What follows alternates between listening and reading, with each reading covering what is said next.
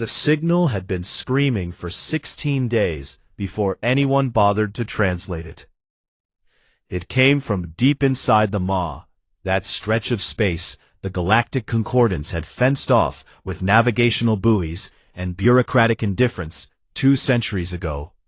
And it repeated on every frequency the HFY's dying transmitters could reach, a single phrase in trade common that no relay station could misunderstand. "We are still here, please." Liaison Emissary Tayel stood in the observation gallery above the Concordance Council chamber and watched 12 species decide that please was not a compelling enough reason to risk ships. The Dramathi delegate spoke first, his 4-jointed fingers laced in the posture his species used when delivering math as mercy. The HFY contributed less than a fractional percent to galactic trade output. The maw's gravitational shear had destroyed 14 survey vessels in the last century alone. Old enough that any rescue would likely recover corpses, if it recovered anything at all. The Ovali delegate agreed. The Tessic delegate agreed. The Junari delegate agreed and added that the Concordance's charter did not obligate intervention in exclusion zones, which was technically true, the way saying "I never promised to care" is technically true when someone is drowning in front of you. Tayel's chromatophores, the bioluminescent cells layered beneath her translucent skin, pulsed a flat, steady blue, the color her species defaulted to when processing information without emotional interference. She told herself it was rational. She told herself she was objective. 11 species voted to file the SOS under noted, no action required, a bureaucratic phrase so bloodless it could have been etched on a tombstone. 1 seat abstained, the human seat. Ambassador Dana Osei did not vote and did not speak, and jaw was clenched so tight Tayel could see the muscles cording beneath the brown skin of her face. A micro-expression that should have meant nothing to a species that communicated through light. But Tayel's chromatophores flickered. Loss of pattern, her people called it. A stutter in the light that meant her body was reacting to something her mind had not yet named. Osei stood, and her chair scraped the floor with a sound that silenced the chamber the way a slap silences a room. "You have our position on record," she said, and walked out. Tayel watched her go and felt the flicker run down both arms like cold voltage. 9 hours later, 9, not 90, not 900, Tayel stood at a docking port aboard Relay Station Kethis and watched the human battle group drop out of faster-than-light transit like a fist unclenching. 3 Gehenna-class heavy carriers, their hulls scarred and dark, and named after places of punishment. Circle, the Avernus, the Malabulge. 12 escort destroyers with names that read like threats a brawler mutters before the first swing. Bad day, hard lesson, last warning, didn't ask. 1 hospital ship, the Florence, painted white, unarmed, twice the size of anything that should move that fast. And threading between them, supply frigates and fighter wings and shuttlecraft, an entire civilization's refusal to sit still, compressed into metal and momentum. Tayel had been assigned as Concordance Observer, which was the Council's way of saying we are involved, without being involved at all. A living receipt, proof of attendance, a body in a seat that no one expected to do anything except watch and file paperwork. She boarded the 9th circle, and the gravity hit her like a wall of warm concrete. 1 standard Earth gravity, 1 G, the measurement humans had built their ships around. Because they had evolved on a world where the ground itself tried to crush them from birth. Where the air was so thick with oxygen it could catch fire. Where water fell from the sky in sheets heavy enough to flatten vegetation, and the dominant species considered this weather. Tayel's hollow bones ached in her exoframe. The air was dense, hot, and smelled like machine oil, and something organic she couldn't place. Later she would learn the word sweat, and add it to her growing list of human horrors. A crew member passed her in the corridor, Female, red-haired, arms bare, radiating heat like a reactor housing, and grinned at Tyel's expression. First time on a human ship? Tyel's chromatophores went white, which in her species meant fear, but which humans could not read. And the woman laughed, and the sound hit Tyel's chest cavity like a blunt impact, resonant and low, and vibrating in frequencies her biology filed under territorial predator. "You'll get used to it," the woman said, and clapped Tyel on the shoulder with a hand that could have crushed a Vialathi femur without trying. She did not get used to it. Commander Rael Vasquez stood on the bridge of the Ninth Circle and held a ceramic coffee mug that had not contained coffee in 11 years. It was chipped along the rim, a half-moon divot where it had struck the deck plating of the Calderon during the ship's final hour, and he kept it in a magnetized holder bolted to his command console. And he held it when the mission briefings came through, and he held it when the crew rosters loaded, and he held it now as the fleet aligned for the jump into the maw. The mug was not a memento. It was a head count. 84 names etched into the space behind his eyes, and every one of them had been a volunteer, and every one of them had known the risk, and not a single one of them had stayed. He read the current crew manifest on his display. 4,200 souls across the battle group, every last one a volunteer for a mission into a navigational exclusion zone to rescue a species most of them could not pronounce, on a world none of them had seen, because a signal that was probably too old to matter had said please. Vasquez set the mug in its holder. It clicked, ceramic on metal, the smallest sound on a bridge full of people pretending they were not afraid. "Navigation," he said. "Course plotted, Commander.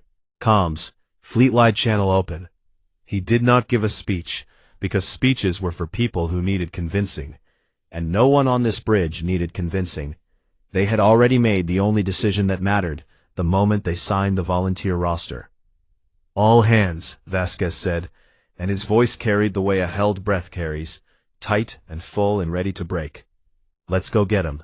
Jumped. Stars stretched into ribbons of sick light.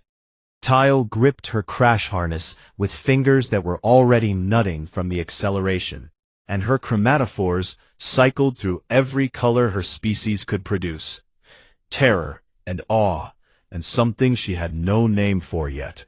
Something that tasted like standing too close to a fire you did not build, but could not walk away from. She opened her report file and typed with shaking hands. "The humans have committed a battle group to a zone classified as non-survivable. Morale is, by all metrics I can measure, unreasonably high. I do not yet understand what I am witnessing. I am not certain I want to." The maw swallowed the fleet whole. No one flinched. The first gravitational shear event hit 14 hours into the transit, and the Ninth Circle screamed like a living thing. Not an alarm. The hull itself, the metal bones of the ship groaning under tidal forces that wanted to bend the carrier into a shape God never intended. A sound so low, Tyel felt it in her teeth before she heard it in her ears. She was strapped into a crash harness rated for Vialathi physiology, which meant it was designed for a species that bruised in a stiff breeze.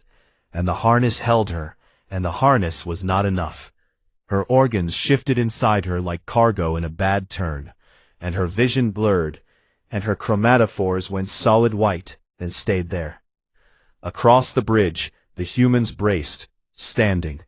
They braced standing, feet planted on deck plating that bucked beneath them like something trying to throw a rider, hands gripping rails and consoles and each other, and not a single one of them sat down. Engineer near the portside console took the worst of it. The shear caught the ship mid-correction and threw him sideways into a structural beam, and the crack of his forehead against metal was loud enough to make Tyel's exoframe register an impact warning. And blood, red, iron red, the color of rust and old pennies, ran down his face in a line so vivid it looked painted. He wiped it with his sleeve. He went back to his console. Tyle watched the blood smear on the fabric of his uniform and thought, their oxygen transport system is built on a metal that corrodes. They rust from the inside and call it breathing. She could not sleep that night.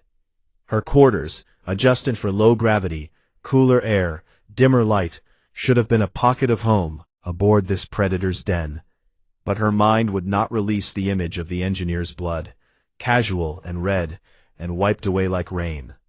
So she did what her training demanded, and opened the Concordance's classified xenobiology file on Homo sapiens. Security clearance required. 3 biometric locks. A file she had never felt compelled to read before today. She read it the way someone reads a horror story they cannot put down. The humans, she learned, had not clawed their way to the top of their planet's food chain through speed or strength or venom or size. They had done it through endurance. They were persistence predators, an evolutionary strategy so brutal that most galactic xenobiologists refused to believe it until they reviewed the evidence. Humans did not outrun their prey. They simply followed it, walking, jogging, hour after hour, under a sun that would cook a vealothi in minutes, until the prey collapsed from exhaustion and heat and the sheer psychological horror of something that would not stop coming. Their bones fractured and healed back denser. Their immune systems were so aggressively territorial that they sometimes attacked the body's own cells out of what the file clinically described as misdirected threat response. Their own defenses got bored and picked fights with themselves. They consumed ethanol, a chemical solvent used in vealothi manufacturing for stripping industrial coatings, and they did it recreationally and in groups and called it happy hour. They could survive the loss of limbs, organs, massive blood volume, and consciousness itself, and still return to full function. The file included a case study of a human who had been clinically dead for 22 minutes, and then woke up and asked for water. Tial's chromatophores pulsed in patterns she could not control, greens and violets, and a sharp arterial red she had never produced before. She scrolled further, and stopped. The subsection was labeled Pack Bonding Instinct, and it was 3 pages long, and it dismantled everything Tial had understood about predator species in 11. Humans do not require genetic relation to form protective social bonds. Not with kin. That was normal. Every species prioritized kin. But with anything. With other species. With animals that could not speak. With machines they named and mourned when decommissioned. With plants they talked to in their homes. With robotic rovers they sent to other planets, and then grieved for when the rovers stopped transmitting. They bonded with whatever was near them, and the bond was not strategic, and it was not conditional, and it could not be turned off. Which meant, and Tyle felt this understanding arrive like a crack spreading through glass. The fleet around her had not crossed into a death zone because the Kethvari were allies, or trade partners, or genetically adjacent, or strategically valuable. They had crossed into a death zone because something small and fragile had said, please, into the dark. The way you cannot ignore a scream. She closed the file. Her chromatophores were strobing, loss of pattern cascading across her skin in waves she could not suppress, her body broadcasting distress like a signal fire she had no way to extinguish. She sat in the dark for a long time. Commander Vasquez walked the ship at 0300 because ghosts walk at 0300, and he was not yet a ghost, but he carried enough of them to qualify. This was old habit. The Calderon had been a smaller ship, and the walk had been shorter, but the purpose was the same: to move through the spaces where his people slept and breathed and lived, to hear the ship hum around them, to know by the sound of the engines and the temperature of the air and the rhythm of the ventilation that the vessel was holding and the people inside it were safe. He passed through the mess hall, where third-shift crew ate rehydrated noodles and argued about a sport Tyel's report would later describe as ritualized territorial combat involving a leather sphere. He passed through engineering, where a technician named Kowalski was singing to herself while recalibrating a plasma conduit, something low and tuneless that filled the crawl space like a lullaby. He passed through the medical bay, where Dr. Achebe was restocking trauma kits with the quiet focus of someone who knew she would need them and had made her peace with that knowledge the way a farmer makes peace with weather. He knew their names. He knew that Ensign Daria Farad, on Deck 9, had a 3-month-old daughter she had kissed goodbye on a screen before boarding. He knew that Gunnery Sergeant Park's mother was mid-treatment for something he never asked about, because Park never offered, and the silence between them was its own language. He carried these facts the way he carried the mug, carefully, aware of the weight, aware that the maw could add to the list at any hour. Nothing he could do about it except walk the ship and listen to it breathe. He reached the observation deck. 3 crew members stood at the viewport, watching the maw's radiation storms churn the vacuum into curtains of violet and deep green, light born from the collision of forces that would shred a human body into its component atoms in less than a second. One of them was crying. Not shaking, not sobbing, just tears running steady down a face turned toward the killing light, the way humans leaked salt water from their eyes when something was too large to hold inside, and the body's only option was to let it spill. Vasquez did not stop. He pressed his shoulder against the doorframe, 1 second, the weight of his body against the metal, a gesture that said, "I see you, and I am here, and I will not make you talk about it," and moved on. The ship hummed. The maw burned. And somewhere ahead, still too far to see, a planet full of people who had given up on rescue, kept their transmitter running on a power source that should have died a week ago, broadcasting the same 2 words into a void that had never once answered back. "We are still here. Please." Tyle added a line to her report before she finally slept, her chromatophores dimming to the deep indigo her species wore in surrender. Addendum. I believe the humans may be aware that this mission will cost lives. I believe they find this acceptable. I do not understand the mechanism by which they reach this conclusion. I am no longer certain the word irrational applies. I am beginning to suspect it never did. The Kethvari homeworld came into view like a bruise the size of a planet. Vasquez stood at his console and said nothing for 11 seconds, which was 10 seconds longer than he had ever been silent on the bridge. And the crew knew it, and the silence spread outward from him like a pressure change before a storm. The planet had been green once. The astrocartography files showed a world of shallow oceans and bioluminescent forests, a place so gentle the concordance had classified it as a Category 1 paradise environment, the kind of world that made other species write poetry. What filled the view screen now was not poetry.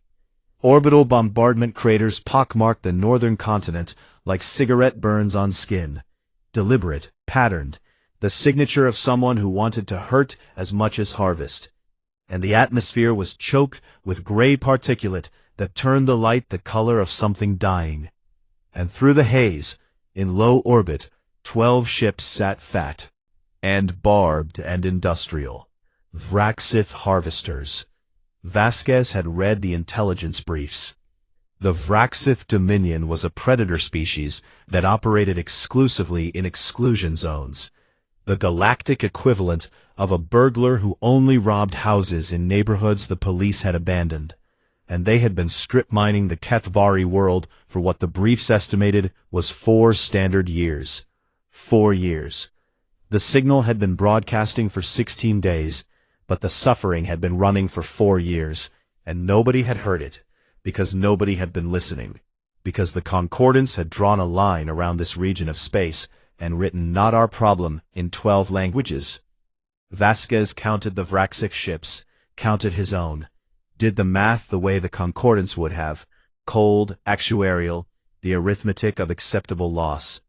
He picked up the mug, set it down. "All hands," he said, and his voice was the flattest and most dangerous thing Tyle had ever heard. A voice stripped of every frequency except intent. Battle stations. The Vraxith commander opened a hailing channel 17 seconds after the human fleet cleared the inner boundary of the Maw, and its face filled the bridge view screen. Elongated, armored, mandibles clicking in a pattern Tyle's translator rendered as amusement. "You are far from your territory, Deathworlders." The translator caught the Vraxith inflection perfectly. It was not a threat. It was genuine confusion wrapped in condescension, the tone of someone finding a stray animal where no stray should be. "There is nothing here for you." Vasquez leaned forward in his chair, and his hand was not on the mug. His hand was on the armrest, and his knuckles were white. "There are people here." The Vraxith paused. Its mandibles stopped clicking. In Vraxith's social architecture, people meant kin group, genetic relatives bound by blood obligation and reproductive investment, the only category of being worth spending resources on, and the commander recalculated visibly, its head tilting in the insectoid equivalent of a frown. "The Kethvari are your tributary species? No. Your genetic relatives? No.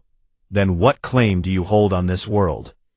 Vasquez looked to his right, and Tyle was there, strapped into her harness, chromatophore cycling through every color she owned like a broken signal lamp, her entire body broadcasting something between terror and a feeling she would spend the rest of her career trying to name. He looked back at the screen. They asked for help. The Vraxith commander stared for 3 full seconds. Then the channel cut to static, and the 12 harvesters began to move, and Vasquez's hand left the armrest, and the Ninth Circle's weapon systems came alive with a sound like a cathedral organ, tuned to a frequency that meant the opposite of prayer. The battle lasted 41 minutes, and Tyle experienced every one of them as a separate lifetime. The humans fought the way they did everything else, with a brutality so efficient it looked almost bored. Their weapon systems hurling slugs of depleted uranium at velocities that turned metal into plasma on impact. A technology so primitive, the Concordance had banned it 3 centuries ago, on the grounds that kinetic weaponry was indiscriminate and disproportionate, which Tyle now understood was a polite way of saying too effective for comfort. The Ninth Circle shuddered with every salvo, a deep percussive thrum that Tyle felt in her marrow, and around it the escort destroyers moved in patterns that were less formation and more pack behavior, fluid, responsive, covering each other's flanks the way wolves cover a kill. The Vraxith fought back. A lance beam caught the bad day amidships and opened her port side like a tin can peeled by a careless hand, and 17 crew members died in the 4 seconds it took for the vacuum to find them. And Tyle watched the casualty counter on her observer console tick upward with a sound like a heartbeat monitor that had learned to count backward. The bad day did not stop fighting. Its remaining crew sealed the breach with emergency hardening foam and their own pressure suits, and what Tyle's report would later describe as an apparent disregard for the relationship between structural integrity and continued existence.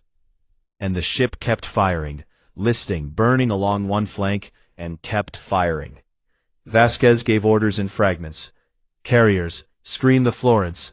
Escorts, wedge pattern. Bad day, fall back to support. And the bad day's captain responded with 2 words that made the bridge crew laugh in the middle of a firefight. Good. They were visibly, catastrophically, not good. They kept fighting. A Vraxith harvester broke formation and turned toward the hospital ship. The Florence, white-hulled, unarmed, carrying the medical teams and surgical suites and burn units that would be needed on the surface, sat behind the carrier screen like a held breath, and the harvester's targeting systems locked on with the cold logic of a predator selecting the weakest target in the herd. Vasquez saw it. He rerouted 2 escorts, the hard lesson and the didn't ask, and he knew the cost before he gave the order. because pulling escorts from the main engagement opened gaps, and gaps cost lives, and the math of it burned through his chest like swallowed acid. He gave the order. The escorts peeled away and intercepted the harvester and tore it apart in a crossfire that lit the void white, and in the gap they left behind a second Vraxith lance found, the Avernus, and killed 9 more people whose names Vasquez would read aloud later in a room where no one could hear him. The mug sat in its holder. He did not touch it. His hands were needed for the living. But the Vraxith broke at the 38-minute mark. Not because the humans outgunned them. The numbers had been close, closer than Vasquez would admit in any official report, but because the humans did not stop. The Vraxith operated on a doctrine of calculated engagement. Acceptable losses triggered withdrawal. Strategic retreat preserved assets for future operations. And every species the Vraxith had ever raided understood this logic, because every species the Vraxith had ever raided operated on the same logic. The humans did not have an acceptable loss threshold. The bad day was burning and fighting. The Avernus had dead in its corridors and was still advancing. The Ninth Circle had taken hits that would have sent a Concordance vessel limping for the nearest port, and Vasquez had not even mentioned them in his command log. The Vraxith commander ran the calculation that every predator runs when the prey turns out to be something else entirely. The calculation that asks, "What am I fighting?" and receives an answer that does not fit any known model. 12 harvesters disengaged. 11 made it to faster-than-light transit. The 12th did not, because the didn't ask had taken the name personally. The bridge was quiet. Vasquez reached for the mug, held it. The ceramic was cold, and the chip along the rim caught the light from the burning Vraxith wreckage that drifted past the viewport like funeral lanterns set loose on a dark river. Tile's chromatophores went dark, all of them, every cell, every frequency, every color she had ever produced, gone, like someone had pulled the plug on a city's worth of lights, and in the sudden absence of her own glow, she sat in her harness and felt the gravity of this death-world ship press down on her hollow bones, and understood for the first time that she was not observing, she was witnessing. There was a difference, and the difference was that observers go home unchanged. The shuttle dropped through the wounded atmosphere, and Tayel watched the planet's surface rise to meet them through a viewport streaked with ash. She wore the exoframe at full assist, servos compensating for gravity that wanted to fold her like wet paper, air filters scrubbing the particulate that would have shredded her respiratory membranes in minutes, thermal regulators fighting a temperature her species hadn't evolved to imagine. And even inside the frame, she felt it, the weight of this place, the way the planet pulled at everything on it, with the possessive grip of something that did not want to let go. The humans stepped off the shuttle ramp in light tactical gear. Sleeves rolled. One of them, a corporal with a jaw like a shovel blade, and sunburn already forming on the back of his neck, stretched his arms overhead, looked at the bruise-colored sky, and said, "Reminds me of Bakersfield." 3 others laughed. Tayel added Bakersfield to the growing lexicon of human references she did not understand, but suspected were funnier if you had grown up on a planet that was actively trying to murder you. The first Kefvari they found were in a collapsed structure on the outskirts of what had once been a city, and was now a geometry lesson in what orbital bombardment does to architecture. Tayel recognized them instantly. They were Velothi adjacent, bioluminescent, smaller than her by a third, their light cells capable of the same emotional broadcasting her own species used. But the light coming off them was wrong. Dim. Barely there. Bioluminescence in their species was involuntary, tied to metabolic function and emotional state, the way a human heartbeat was tied to exertion. And the dimness meant their bodies were shutting down non-essential systems, conserving energy for survival.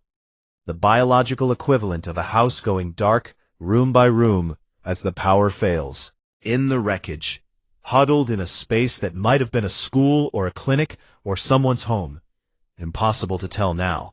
And when the rescue team entered, they flinched as a single unit, pressing back against the rubble wall with the coordinated terror of creatures that had learned what large things in armor meant. Sergeant Adaisy Okafor was the first medic through the gap. She was tall, taller than most of the men on her team, with shoulders that could have carried furniture and hands that could have palmed a Kethvari's skull like a piece of fruit. And her boots crunched rubble with every step. And everything about her, the sound, the size, the heat radiating off her skin, the iron-red blood visible beneath the brown surface of her forearms, said predator in a language older than speech. The Kethvari pressed harder against the wall. Their light flickered, arrhythmic, panicked, the bioluminescent equivalent of screaming. Okafor stopped, not fast, not slow, with the deliberate care of someone lowering themselves into the space of something frightened, making herself smaller by degrees, folding that tall frame down until her eyes were level with the nearest cluster of juveniles. She opened her medkit, took out a thermal blanket, silver, lightweight, crinkly in a way that made a sound like static when she unfolded it. She did not reach for the nearest juvenile. She held the blanket open, arms extended, and waited, the way you wait for a bird to land on your hand, still, patient, knowing that the first move belongs to the one who is afraid. Seconds passed. The nearest juvenile, small enough to fit in Okafor's lap, dim enough that its bioluminescence was barely a suggestion beneath its skin, leaned forward. Okafor wrapped the blanket around it, without touching bare skin. A gesture so gentle it looked rehearsed, but was not, was simply the muscle memory of a woman who had done this before on other worlds, in other ruins, and had never once stopped finding it unbearable. The juvenile's light pulsed, once, faint, a reflex, not a choice, the way a candle gutters before it either dies or catches. But it pulsed, and the color was warm, and Okafor's eyes went wet, and she did not wipe them, and she did not look away. Tail stood in the gap and watched, and her own chromatophores matched the pulse, without her permission. A sympathetic resonance she had no defense against, her body answering a signal it recognized across the species barrier. Vasquez did not go to the shelters first. He went to the labor camp. It was the largest structure still standing. Vraxith built, prefabricated, ugly in the way things are ugly when no one who built them cared whether anyone inside survived. And he walked through it with 2 escorts, and a silence so complete his bootsteps echoed off the metal walls like a countdown. Cots. Row after row, stacked 3 high, spaced close enough that the occupants could have touched each other in the dark. Close enough that they must have reached across those gaps in the worst hours, and held whatever part of the nearest body they could find, because that is what beings do when the dark is total, and the only proof that you exist is the warmth of someone else's hand. He counted scratches on the walls, tally marks, small, precise, carved with something sharp into the gray metal, at a height that suggested children had made them, counting days or meals or losses in a language he could not mead, but understood the way you understand a scream. It does not require translation. He found the nursery. It was a corner of the camp's lowest level, partitioned off with scrap fabric, and inside were small blankets arranged in rows, and a collection of objects Vasquez recognized as toys, the way you recognize a prayer, even when you don't speak the language. They were small things made from wire and scrap, bent into shapes that might have been animals, or might have been people, or might have been the memory of things the children had never seen, but their parents described to them in the dark. He picked one up. A War figure with 4 legs and a body like a stretched oval, crude and careful, made by hands that had nothing and still made something for a child to hold. He stood there with it in his grip, and the mug was on the ship, and he had nothing familiar to anchor to, just this small thing made of wire that weighed almost nothing and carried everything. He put it back exactly where he found it, adjusted its angle so it stood the way it had been standing. Left. The concordance, call bad evening. Tyel took the transmission in her quarters, and the face of Administrative Coordinator Nephis filled her screen. Uavali, smooth-featured, blandly competent, the kind of bureaucrat who could discuss casualty figures over lunch without losing appetite. Emissary Tyel, we require your preliminary assessment. Is the situation contained? Contained. Tyel thought about Okafor on her knees in the rubble. Thought about the thermal blanket and the single pulse of light. Thought about Vasquez in the nursery, holding a toy made of wire, while the names of his dead hung behind his eyes like a list he would never finish reading. Thought about the bad day burning in orbit, with 17 new ghosts aboard, and a crew that had sealed the breach and kept fighting because stopping was not something their biology permitted. The situation is ongoing, she said. And your assessment of human involvement, has it created diplomatic exposure with the Vraxith? Diplomatic exposure. As if the corpses in the labor camp were a line item, and the children who had carved tally marks on the walls were an accounting error. Years of suffering were a policy concern, rather than an indictment of every species that had looked at the maw and said, not our jurisdiction. Tyel's chromatophores cycled through colors that had no names in trade common. Furious, grieving, something incandescent that burned beneath her skin like swallowed light. My full report will follow, she said, and the professional calm in her voice was the hardest thing she had ever manufactured. I will note that my preliminary assessment requires significant revision of existing frameworks. She ended the transmission. Sat in the dark. Her chromatophores pulsed in the same warm frequency the Kethvari juvenile had produced under Okafor's blanket.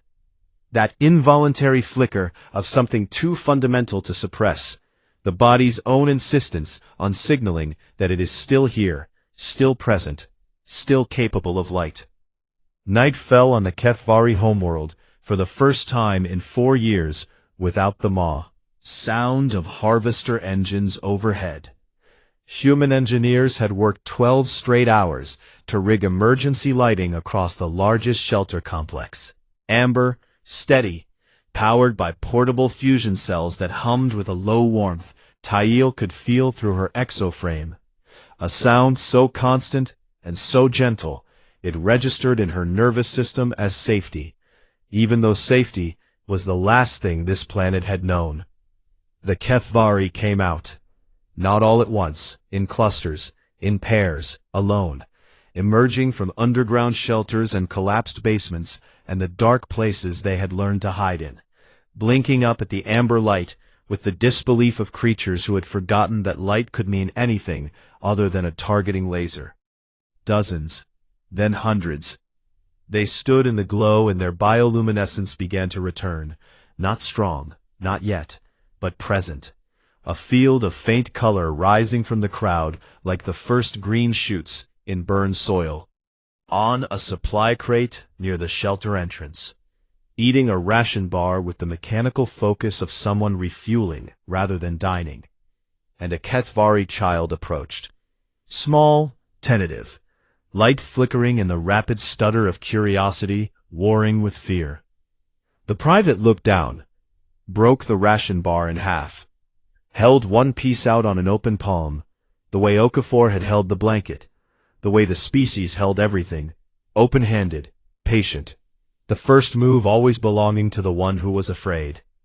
The child took it, and the private smiled, small and tired and real, and went back to eating, and the child stood next to the crate and ate in the same rhythm, side by side, two species separated by biology and starlight, and every rational reason not to trust each other.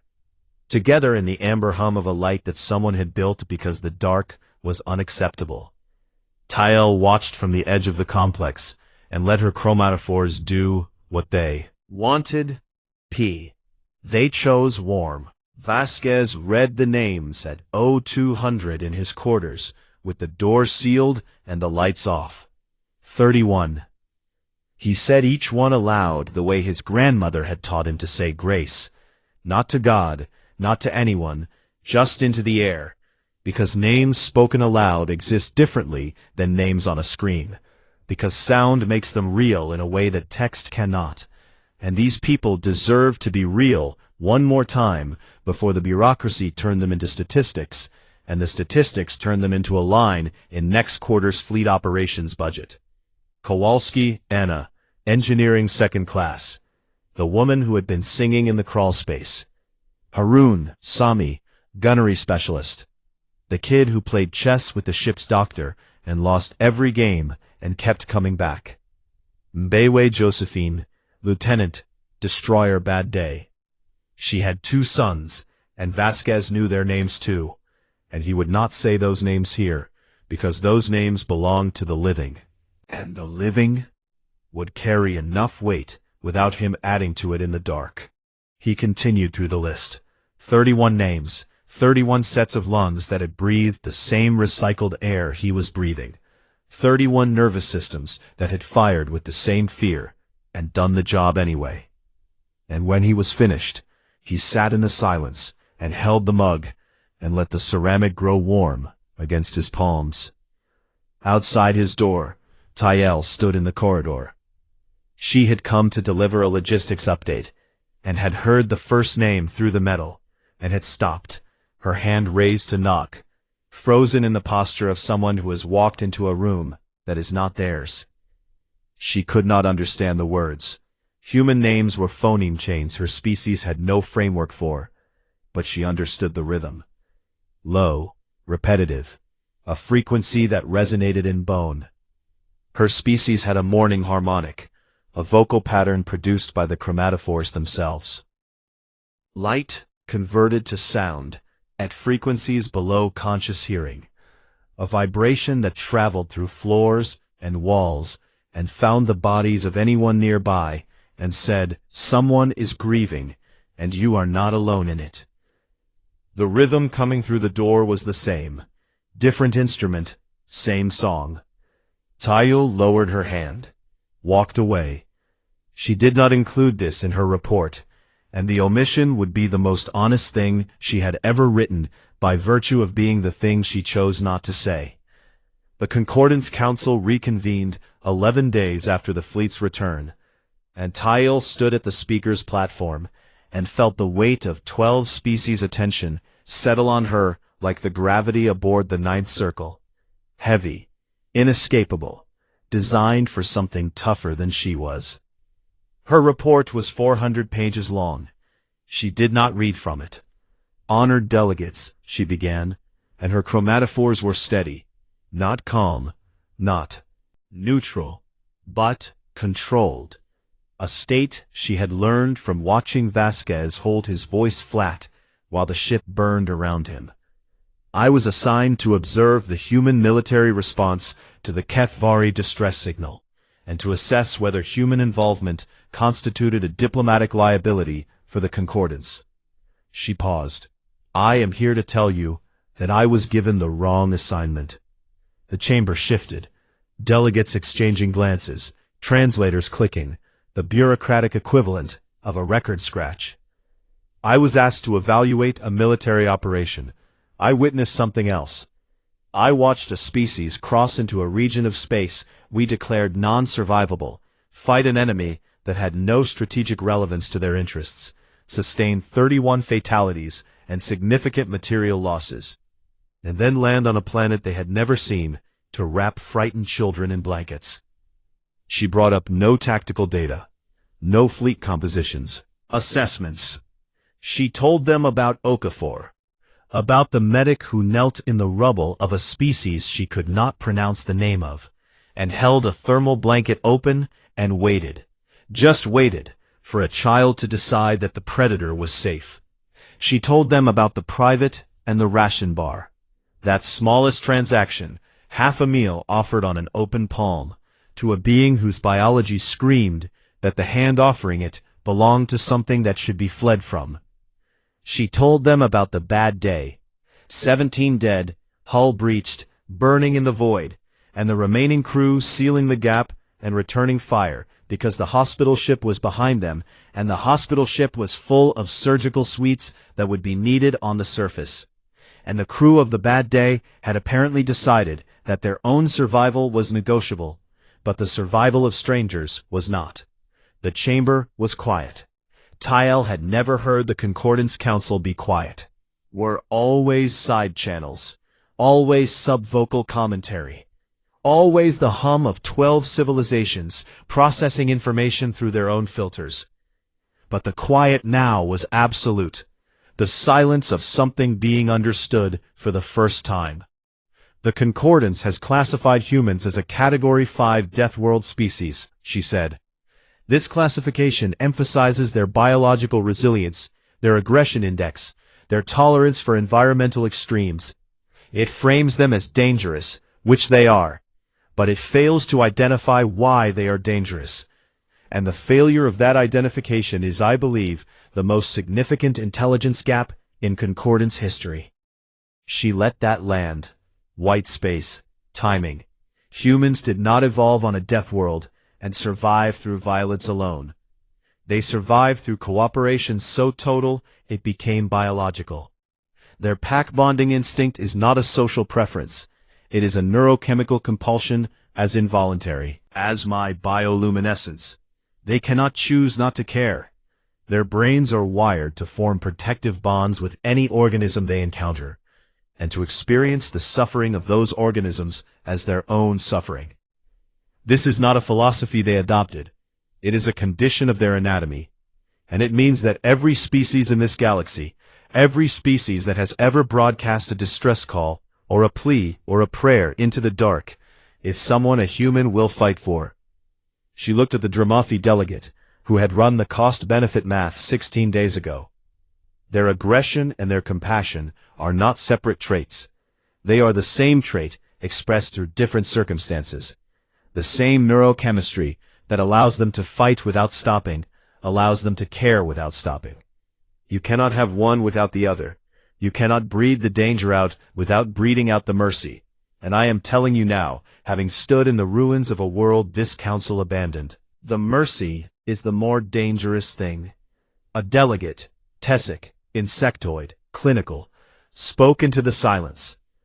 Emissary, are you suggesting that humans are more dangerous than our current models predict? Tyel's chromatophores pulsed once, steady, controlled. The first fully controlled emission she had produced since boarding the Ninth Circle. Not neutral, not suppressed, but chosen, a deliberate frequency. A color she selected because it was the color Okafor's patient had pulsed in the rubble. The color of a body remembering how to produce light. I am suggesting that dangerous is no longer a sufficient word. The fleet departed orbit on a morning that had no morning. The Kethvari world's rotation had been knocked off axis by the bombardment, and the day-night cycle was a suggestion at best.